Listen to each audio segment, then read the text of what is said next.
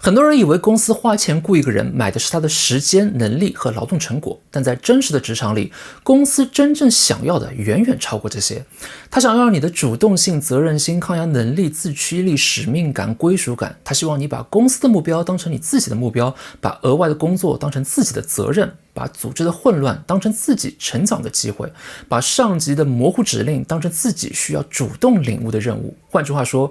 公司想要的是一种工具化的人格，这种人格的特征是一个人开始用公司的需求重新组织自己的行动方向。他对上级的评价敏感，却对规则边界迟钝；对责任要求敏感，却对自己的权利迟钝；对公司目标敏感，却对自身的损耗迟钝。这个就叫做员工人格。这种人格的核心不是忠诚，也不是热爱，而是好用。一个好用的员工可以被不断追加任务，不断扩大责任，不断提高抗压能力，不断消化组织混乱，还会把这种额外消耗理解成责任和成长。这就是现代职场公司对员工最根本的结构性套利。也就是公司用可以计算的成本来购买员工不可量化、上不封顶的投入。更直白的说，工资是写死的，劳动边界却可以不断被解释；收入是可计算的，责任却可以被不断扩张；合同是有期限的，使命感却是没有上限的。公司在支付端追求精确计算工资、试用期、合同期限、KPI、裁员成本，这些都算得很清楚，但在索取端追求的却是责任心、使命感、自驱力、抗压能力这些难以计算的回报最大化。因为支付端越可控，索取端越模糊，员工身上可以被榨取的空间也就越大。当然，公司对这种员工人格的需求并不是中国独有，世界各地的公司都会讲企业文化、讲愿景、讲使命、讲价值观。只要存在雇佣关系，公司作为买家就天然希望用更低的成本去获得更多的回报。但在中国的职场，这种结构性套利往往能实现获利的最大化。原因很简单，在一个以规则为最终裁判的职场环境里，公司当然也会讲使命，也会讲文化，也会讲热爱，也会讲成长。资本从来不会因为制度文明就放弃追求提高劳动力的性价比，但是他对员工的结构性套利会遇到更硬的边界。劳动合同会限制他，工时制度会限制他，工会会限制他，集体谈判会限制他，罢工权会限制他，法院和仲裁机制都会限制他。这些东西的作用是把公司试图无限扩张的意义叙事重新压回交易关系里。公司说你要有使命感，员工可以问那加班费怎么算？公司说你要有主人翁精神，员工可以问那决策权在谁那里？公司说大家要共同奋斗，员工可以问那福利和收益怎么分配？规则社会无法消灭职场剥削，但它可以让剥削更难伪装成道德要求。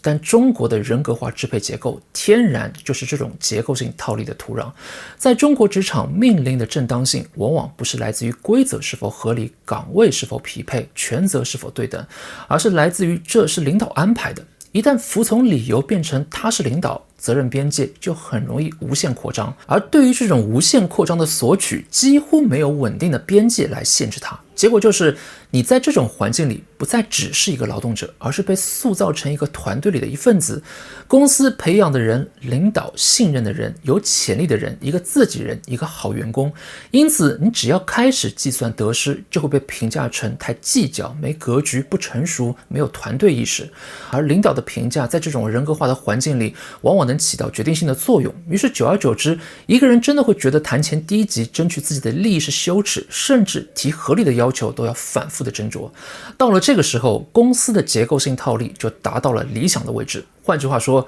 你变得非常好用。你会发现自己的事情越来越多，上午多跟一个项目，下午帮别人兜了一个底，下班回家继续回消息、处理客户、修改方案，这些几乎都不会进入工资，但是它会进入你是不是负责任、是不是重视公司的培养、是不是辜负领导信任这样的评价里。本来你可以问这个额外的任务有没有报酬，但是现在你觉得谈钱不体面，于是公司就获得了最便宜的收益，也就是员工自己放弃结算。接着所有的问题都会变成你自己的问题，资源不足变成你抗压能力不行，目标不合理变成你执行能力不够，管理混乱变成你沟通能力不好，上级指令不清变成你理解能力有问题，公司的问题被转移成你自己的个人问题。最后也是最关键的，你会进行自我审判。你拒绝额外的工作时会内疚，谈工资时会不安，要求边界时会觉得自己不够成熟，不想加班时会觉得自己没有责任心，被压榨时还会问自己是不是自己能力不够。所以中国职场最容易塑造出来的员工人格，不只是去迎合公司对员工的需求，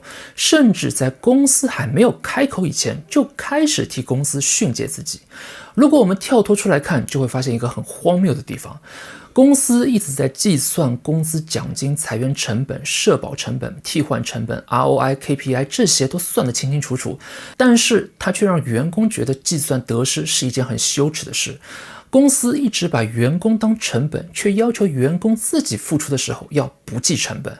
当然，我们需要承认，任何公司都会存在这种结构性套利，任何工作都会塑造人。长期做一件事，一个人的语言、感知、判断、情绪反应和价值排序都会改变。所以问题不在于能不能完全不被塑造，那是不现实的，也不是我制作本期视频的初衷。真正的问题是，你能不能识别这种塑造来自于哪里，它服务谁的目标，谁支付成本，最后是谁获得收益。因为在中国人格化的职场里，规则不会自动替你守住边界，公司也不会主动停止对你的塑造，它会不断地把自己的目标变成你的目标，把他自己的压力变成你的责任，把他自己的评价变成你的自我判断。所以所谓保有自我，不是幻想自己不被工作影响，而是在每一次想要自责、内疚、羞耻、主动加码的时候，停下来问一句，